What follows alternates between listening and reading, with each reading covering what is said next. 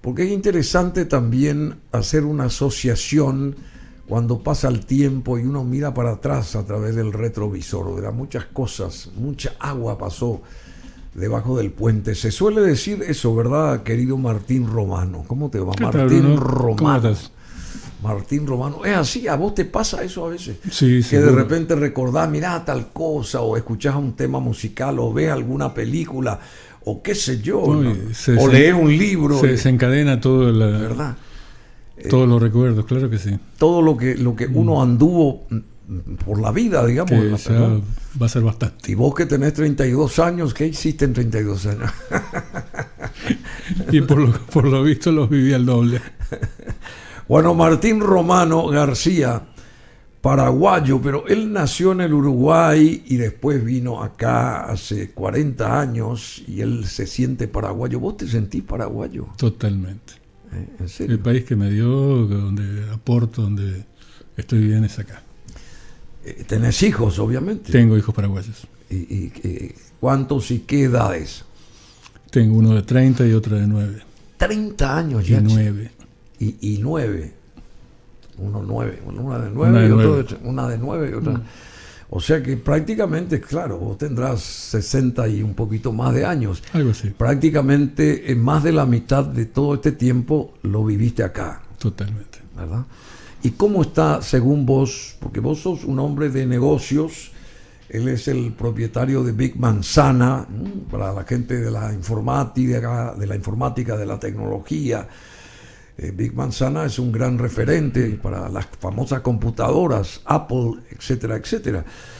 Y el propietario es Martín Romano, que además maneja varios otros rubros.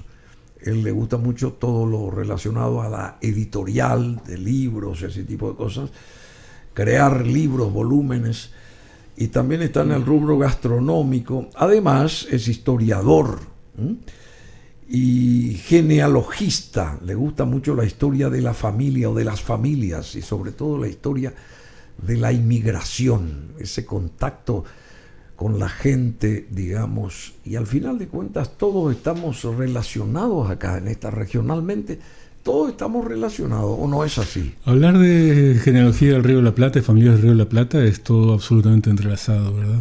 ¿Verdad? Sí, sí, totalmente. Inclusive aún con las grandes corrientes migratorias, ¿viste? Del 70 en adelante, seguimos totalmente entrelazados por las raíces coloniales. Y yo le preguntaba, porque yo también quisiera saber, en este mundo rioplatense, el uruguayo y el argentino y el uruguayo, como que se mimetizan, aparentemente, ¿verdad? Por el idioma o la manera de la manera que se expresan ellos, o cómo se hablan, cómo se comunican. Y él me dice, antes de entrar acá, me dijo que hay una amplísima diferencia, porque yo le digo, si te vas a Buenos Aires, supongamos, a las calles bonaerenses, y están ahí Martín Romano con miles de argentinos, y los argentinos van a creer que vos sos argentino también, bonaerense. Él me dijo, no, hay mucha diferencia. ¿Dónde radica y por qué está esa diferencia? ¿Dónde está la diferencia? ¿Cuál es la diferencia? Porque hablan ustedes muy similarmente.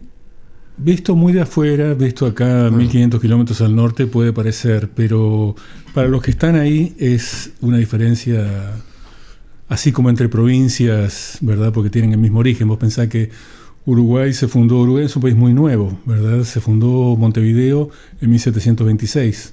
Antes prácticamente era una vaquería de la reducción de Yapeyú de los tapes, y recién a partir de 1726 con gente de Argentina, ¿verdad? Con pobladores de Argentina, ante el peligro de que la bahía de Montevideo fuera ocupada por los portugueses y tuviera un problema parecido al que tenían con Colonia de Sacramento, por donde entraba y salía todo el contrabando con Portugal, porque las colonias españolas tenían prohibido comerciar directo con España.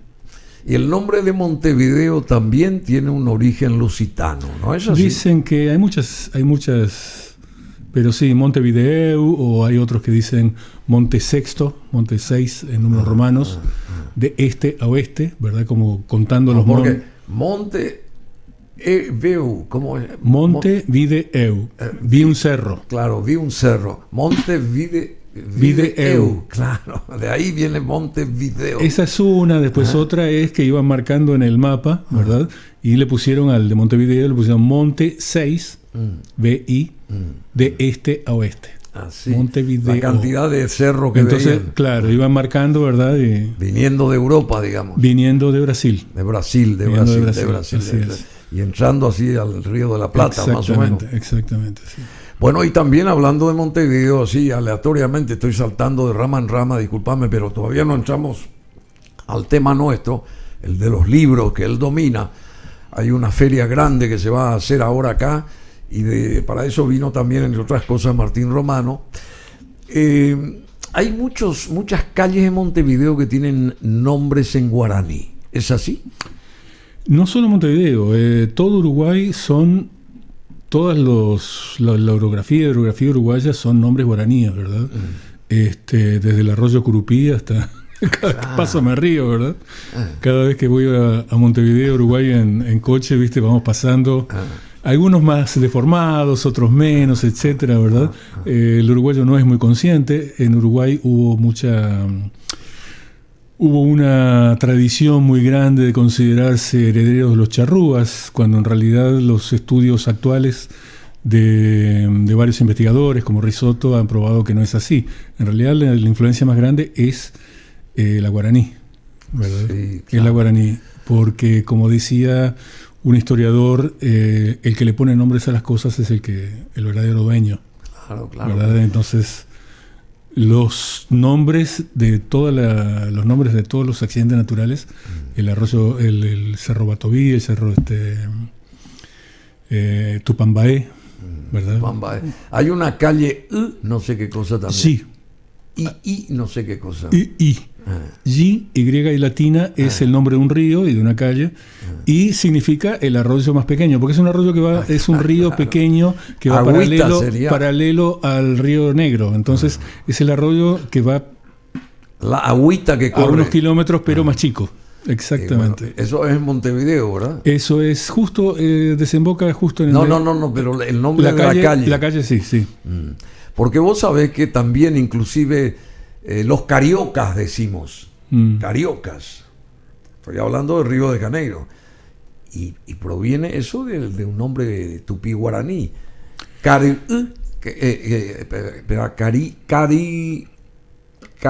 de Caraú. Carioca, Caraú.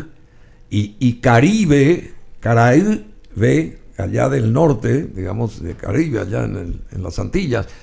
Hasta ahí llegaron los guaraníes. Y también ese es una lengua, un nombre guaranítico, digamos. Sí, la teoría actual más aceptada es que en realidad de Susnik, Branislava Susnik, a esta parte, es que de ahí vinieron. De allá vinieron. ¿Verdad? O sea, hay una relación evidente, pero es que de allá vinieron. Branislava Susnik. Exacto, la antropóloga. Y se dividieron entre tupíes y guaraníes, que siguen siendo primos son dos lenguas bastante parecidas, ¿verdad? Por eso uno asocia enseguida, cuando va a Brasil, asocia palabras y cosas así, puede sacar alguna cosita. Bueno, pero hay una anécdota que me contó antes de entrar acá al estudio, Martín Romano, porque yo le decía, ¿cuál es la diferencia? Vuelvo a insistir, entre el hablar o el sotaque, como diría el brasileño, el hablar del uruguayo y el hablar del argentino. ¿Cuál es la diferencia? Porque uno que está fuera de ellos, digamos, para mí me son iguales, digamos. La tonada argentina con la tonada uruguaya, más o menos muy similares son ambas, y al parecer no es así, ¿verdad? No, para los que lo conocemos bien, son muy distintas. Lo que te contaba, que la anécdota que te gustó fue que, le cuento a la gente, fue que en 1726-27 la gran inmigración, aparte de los argentinos que fueron a poblar y a los que se le daban terrenos cuando iban a Montevideo, fue la inmigración canaria, de las Islas Canarias. Migración Las Canarias, canaria, exacto. Sí. Las Canarias eran las islas muy superpobladas, con pocos recursos. Allá cerca de España. Allá cerca de España, frente a África, ¿verdad? Y se trajo una inmigración muy grande de 5 o 6 mil personas y las instalaron en el cinturón, en Canelones, ¿verdad? Que Sí. genéricamente todavía hoy, 200 años después, se le dice 300 años después, se le dice canario a la gente del interior, ¿verdad? Canario. Y lo divertido era, yo te decía, era gente completamente distinta a la de Buenos Aires, ¿verdad? Que aparte ya estaba sentada. Y el uruguayo habla, te dicen los argentinos, no, pero los uruguayos hablan más rapidito. A los uruguayos. Hablan rapidito como los uruguayos. Hablan más rápido. Hablan más rápido. Entonces yo te decía... ¿Y por qué se habla más rápido? Lo divertido era eso. Las Canarias tenían, su industria principal era la pesquera. Sí. Eran gente pescadora. Entonces salían en las barcas, ¿verdad? Y cuando iban saliendo, cuando iban mar adentro, de pronto tenían que gritarse algo, decirse Porque algo. venía una ola enorme. Venía una ola y cuando la ola pasaba entre medio de las dos barcas, no se escuchaba. Entonces hablaban rápido, todo en frases rapiditas para que no venga la otra ola. Antes de la ola, exactamente, ¿verdad? Es muy divertido. Y vuelva. Y eso hoy lo tenés como característica del habla de un pueblo, ¿verdad? O sea que el uruguayo habla más rápido y el argentino habla un poco más lento, digamos, o sea, menos rápido. Un poco distinto. Porque estaban las Islas Azores, o están todavía las Islas Azores, pobladas por portugueses allá cerca de España, y las Canarias por españoles. Exacto. Esa es la diferencia. Así como los canarios eran el mismo tipo de cultura, ¿verdad? Pero así como los canarios vinieron a poblar las colonias españolas, los Azores fueron en 1750 llevados a poblar Río Grande do Sul. Río Grande do Sul, claro, Río Grande do Sul. Toda esa cultura es azoriana. Decime, y vos... Que en el fondo es holandesa. Claro que en el fondo es holandesa. Porque con holandeses 200 años antes habían poblado las Azores. Los holandeses. Por eso esos tipos grandotes, rubios, de huesos grandes, del sur. Provienen de Netherlands. Exactamente, Flandes. Flandes. Bueno, y en todos estos años vos viajaste mucho, ¿verdad? ¿Qué es lo que más te gusta de todo esto que manejás? Ser historiador. Ser historiador es ser viajador, también viajás mucho, te movés mucho para conocer el mundo propiamente, o a través de los libros, la tecnología. Nomás. Tenés que especializarte. Un historiador, nadie te puede decir que es experto en todo. No. Para hacer las cosas bien tenés que focalizarte. Yo particularmente en historia, como te dije, estoy dedicado a genealogía, historia de la familia paraguaya, inmigración del Río de la Plata, ese tipo de cosas. ¿Por qué te gusta la historia? ¿Por qué? ¿Siempre te gustó? Siempre me gustó. ¿Te atrajo siempre la historia? Es viajar, pero de otra forma. Viajar, pero de otra forma. Y viajar en lo cotidiano, en costumbres, en lo que en la segunda mitad del siglo XX se empezó a llamar la historia de las sensibilidades, la microhistoria, ¿verdad? El ir de lo particular a lo general, reconstruir una época a partir de un documento específico. Decime una cosa, y en todos estos años acá, y honestamente, ¿cómo vos nos ves a nosotros? ¿O cómo ves a tu Paraguay? Porque vos formás parte de esta comunidad también, al Paraguay. ¿Dónde estamos nosotros? ¿Fuimos para adelante? ¿Fuimos para atrás? ¿Nos quedamos? ¿Carecemos de qué, por ejemplo, nosotros? Y te lo digo honestamente, no. ¿Habrás pensado en eso? ¿Habrás pensado sobre estos tópicos muchas veces, verdad? O sea que... Sí y no es una cuestión de carencias, es una cuestión... También está relacionado con las convicciones personales de uno, ¿verdad? En el sentido de... O sea, yo habiendo vivido en varios países, ¿verdad? He visto cantidad de cosas, he visto cantidad de discriminaciones, ¿verdad? He visto cantidad de injusticias y he visto actitudes muy nobles, ¿verdad?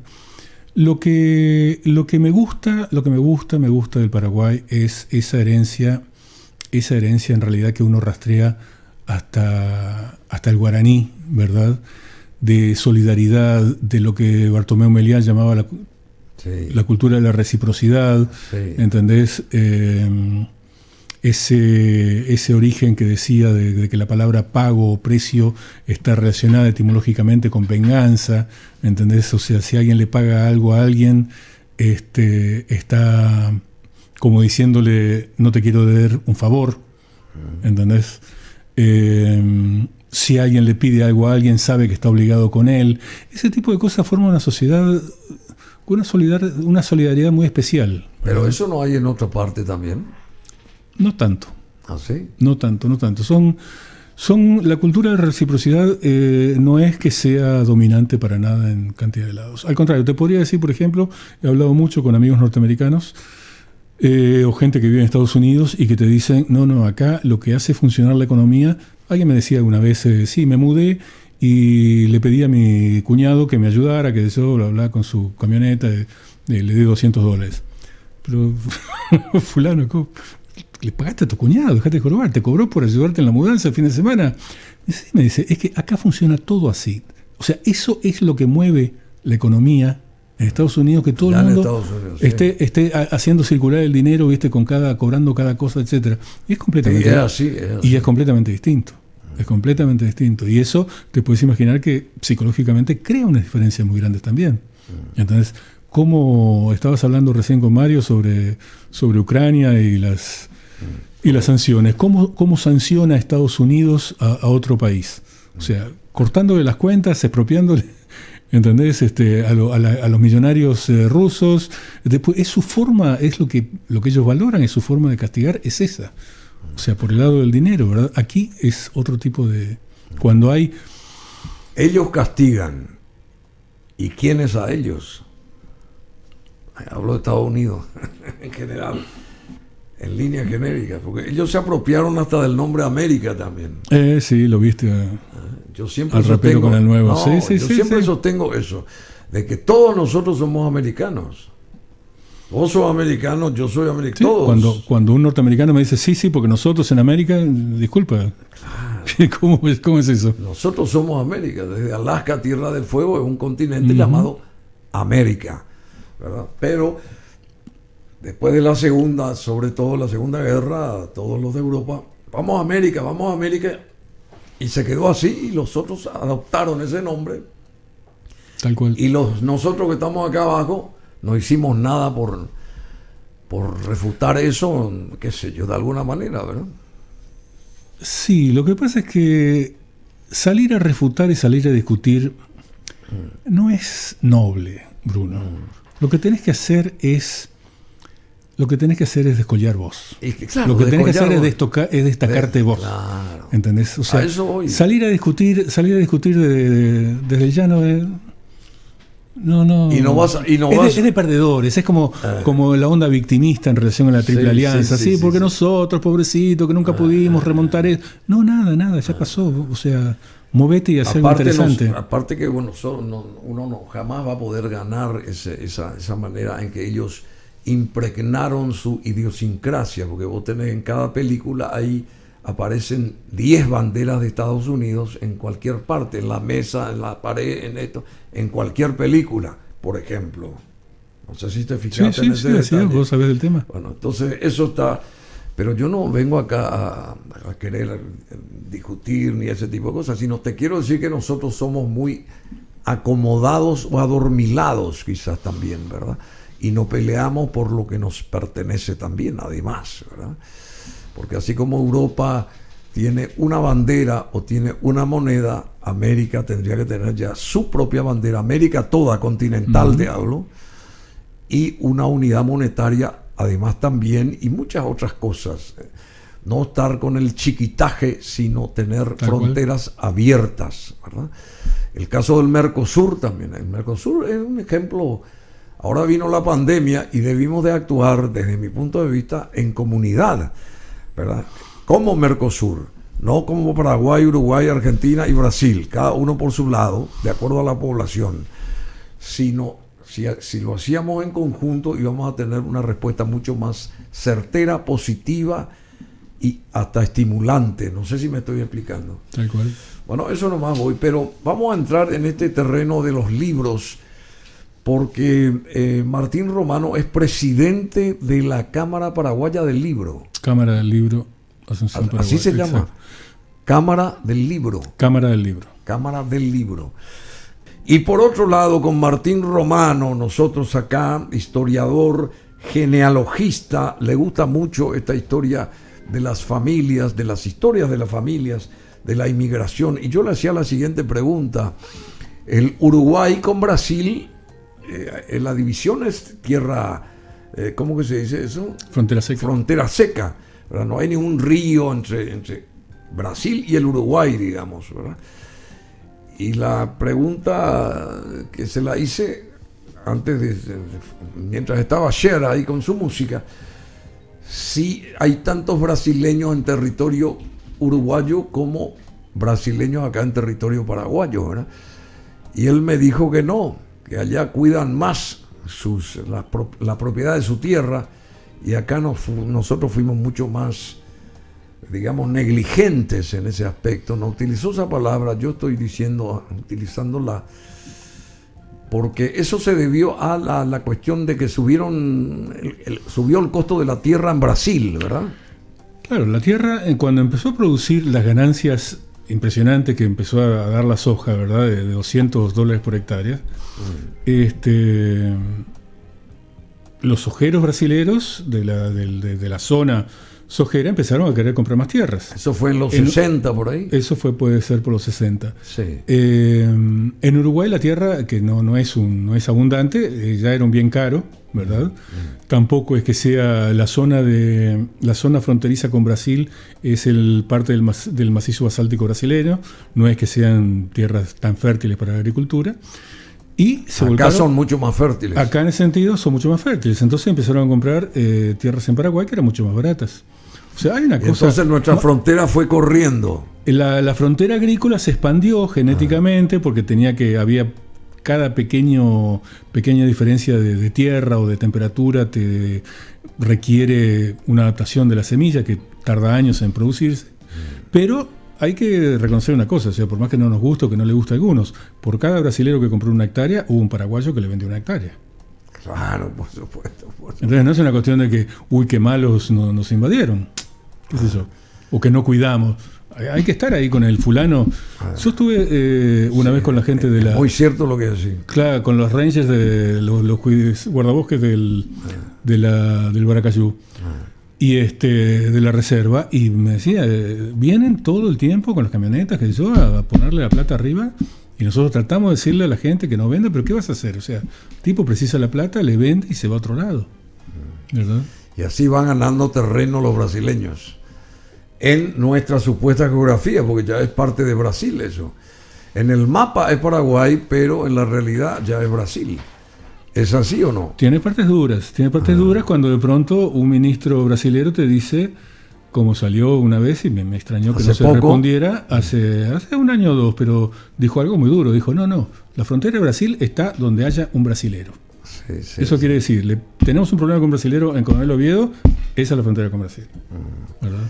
Sí, bueno, esa es una ley ya ancestral de Itamanatí desde hace muchos años, ¿verdad?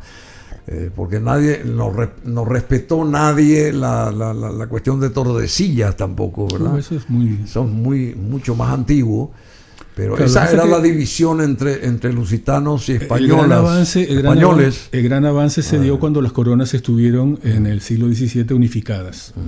Estuvieron 60, 70 años unificadas, las coronas portuguesa y española, que a fin de cuentas tenían el mismo origen, y entonces era prácticamente el mismo país. Y ahí se dio el avance grande, ¿verdad? Unido al hecho muy importante de que Paraguay nunca pudo poblar todo lo que le correspondía. Así es. Ese fue el tema. Bueno, vamos al tema nuestro. La cuestión está de la Feria del Libro. Es una feria internacional del libro que se va a llevar a cabo una vez más acá en Asunción, en el Mariscal López, ¿va a ser? Centro de Convenciones Mariscal López, la ex Martel. La ex Martel, claro, es más fácil decir la ex Martel, impresionante, sigue ahí Martel, es enorme, sigue Rolando Niela ahí con su marca, ¿verdad? Y siempre está la presencia de él, ¿verdad? Lo que lo conocimos, siempre nos acordamos. Sentimos mucho de que ya no esté, pero él sembró mucho, entre paréntesis. Bueno, entonces, ¿cuándo se desarrollaría esto? Feria Internacional, ahora 27, en este mes. 27 de mayo. 27 de mayo al 5 de junio. El día del cumpleaños de mi madre, 27 de mayo. Bueno, así que tengo que estar ahí en algún momento. ¿Y consiste en qué el evento, la feria? ¿Viene gente de todas partes? Viene gente de todas partes, personal o virtualmente. Va a haber calculamos unos 70, 80 stands, la mayoría de editoriales y librerías. 70 u 80. 80 stands. Mucha cantidad, 40 o 50 de editoriales y librerías y unos 20, ponele, de centros culturales, instituciones culturales. Va a estar Juan de Salazar, va a estar la Embajada Argentina, que es país invitado. Cuya población lee mucho. Cuya población lee mucho. Ahora están de la gran feria. Una feria más importante del libro es la de Buenos Aires. Allá en Buenos Aires, sí. O sea que viene mucha gente. Va a haber muchísimo y del Uruguay también viene gente. Del Uruguay viene gente, no sabría decirte quién es, pero hay autores uruguayos que van a presentar. Y decime, ¿y en lengua portuguesa también se tiene opciones para aquellos que son brasileños, que están acá? Porque hay mucha gente brasileña acá en Paraguay. No hay nadie de Brasil. ¿Por qué nadie ¿Por qué no se contempla eso? Brasil está o tampoco empeñado este año en los festejos de su independencia. Entonces, este año. Lo que nos dijo la gente de la Embajada Brasilera del sector cultural fue, nos hemos volcado un poco a eso y no se previó una participación, ¿verdad? Porque por supuesto los invitamos. El Centro Cultural Brasilero prácticamente es muy importante acá, ha tenido una influencia enorme de la década del 60. Se ha dedicado, ha mandado gente y siempre están atentos. Y ahora están las luchas intestinas políticas en Brasil también. Están de elecciones. Lula y Bolsonaro y Lula. Bueno, ¿y qué es un libro? ¿Por qué la importancia de un libro? A ver. Y el libro es la quintesencia de la cultura de un país, ¿verdad? El tema es, una feria del libro es... la quinta esencia. Vos ves un libro... Así como el cine es el séptimo arte. Claro, vos vas a países, vas a una librería en un país, ves sus libros y no sabes por qué, pero te queda una idea del state of the art cultural del país, ¿entendés? Sí. Hace poco hablaba con Vicente Arruga, director de nuestro Archivo Nacional. Sí. Había ido a un congreso, una convención de archivos nacionales en Estados Unidos y estábamos en su escritorio y me acuerdo que sacó como si fueran naipes y me dice, sí, porque estaban todos, pero todos ¿quién? ¿De quién hablas? Y sacó como si fueran naipes y me empezó a tirar tarjetas así.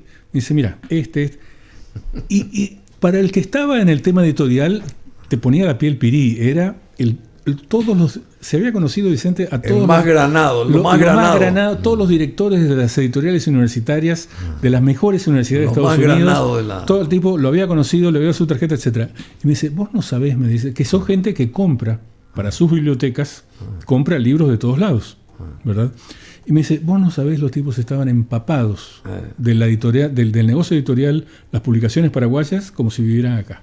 Así, che. ¿Cómo? Se conocían todas las editoriales importantes. ¿Y eso fue dónde?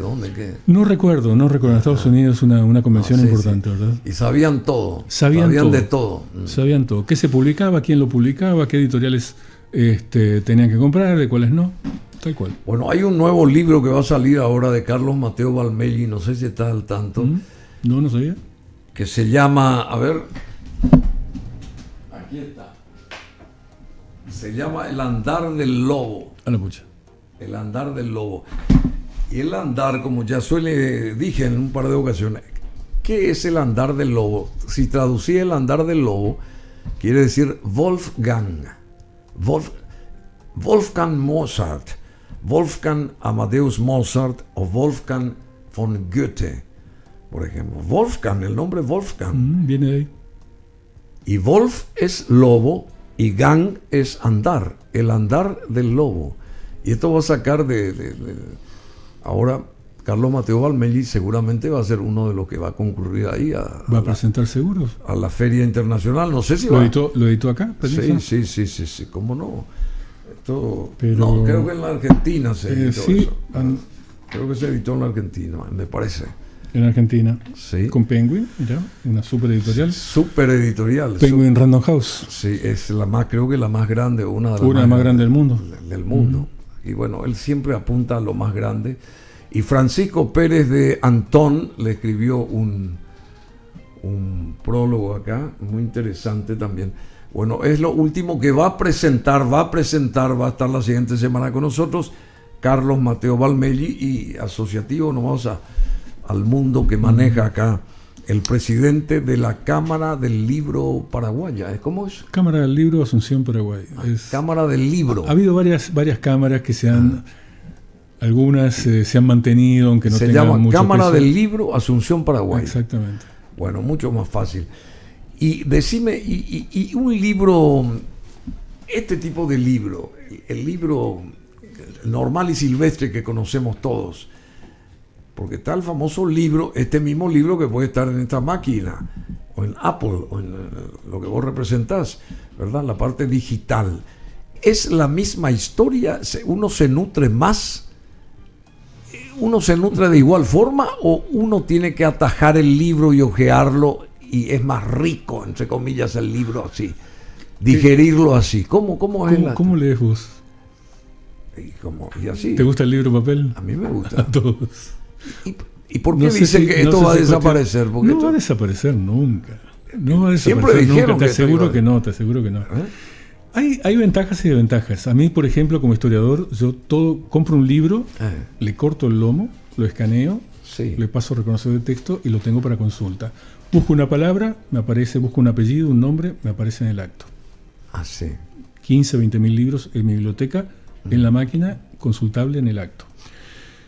Pero por otro lado, a mí no me gusta leer una pantalla en la cama.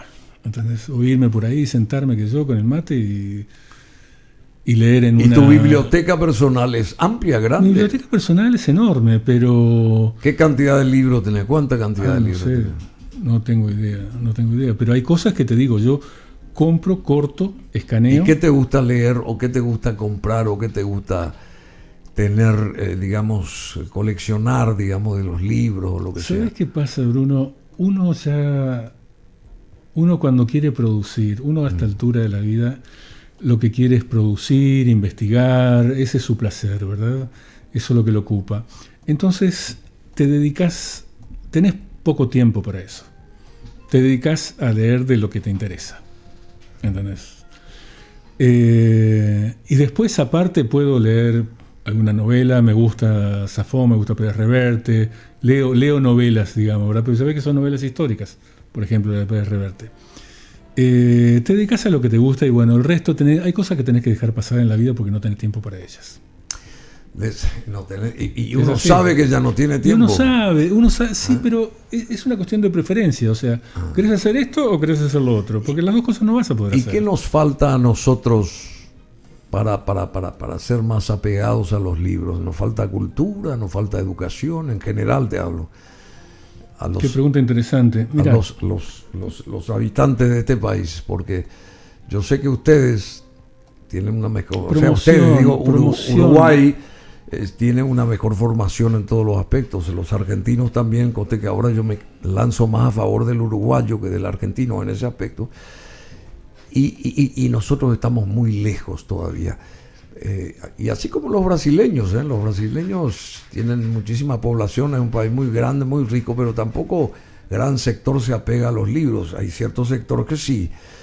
Los chilenos son mucho más cultos, seguramente, ¿verdad? En líneas genéricas.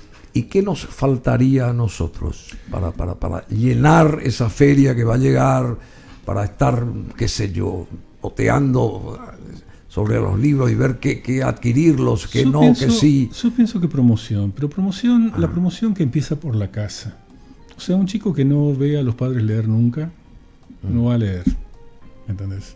La promoción tiene que empezar en la casa, en la escuela, y para eso tenés que saber qué es lo que te da un libro. Tiene que ver a los padres leer. Obvio. Tiene que ver a los padres leer. Si ves a tus padres que están solamente con el teléfono, vas a estar solamente con el teléfono. Así, che. ¿Entendés? Es Eso también de ahí también proviene el aprendizaje. Obvio.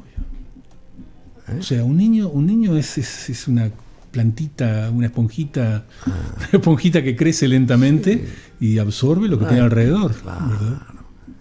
Hay un chiste gráfico muy divertido que es bueno, y cómo una mujer que está así con el teléfono y habla con otra que está al lado en el banco de la plaza, ¿verdad? La mujer está con el teléfono y su hijita está con el teléfono, y la otra está con un libro y su hijita está con un libro. Y la del teléfono le dice: pero qué interesante, ¿y cómo consigue usted que su hija lea? Es así, ¿entendés? Y la otra le dice: ¿cómo consigue usted que su hija esté con el teléfono? Obvio, ¿entendés? Muy divertido. Notable, che. Pero nos llevamos a una linda sorpresa. En cada edición, digamos, perdóname, pero con esto de la pandemia no se hizo ninguna feria, ¿o sí? No, desde el 19 que no se hace ninguna feria. O sea que esta va a ser la primera gran feria. Nos salteamos 2 ferias. Después de 2 años. Después de 2 años. Y ustedes auguran que van a tener mucho éxito y va a haber mucha cantidad de gente ahí. Enorme.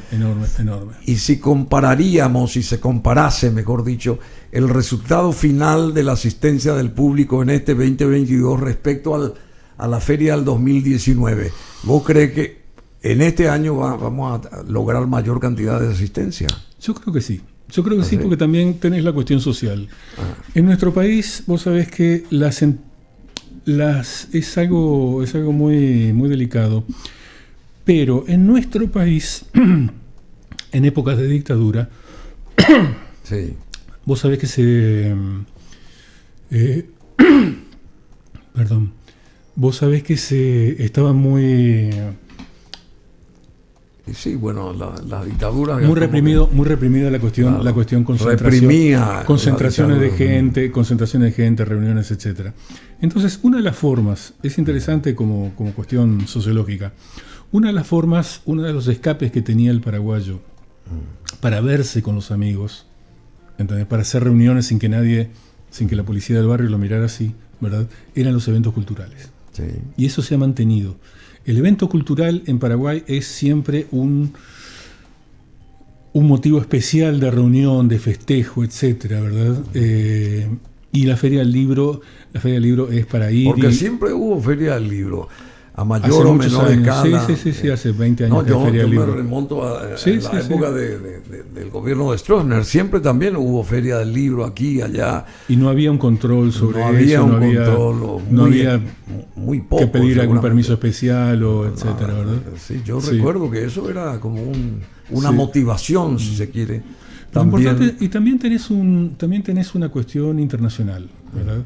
Hacer una Feria del Libro importante es una demostración de músculo de la cultura de las editoriales paraguayas.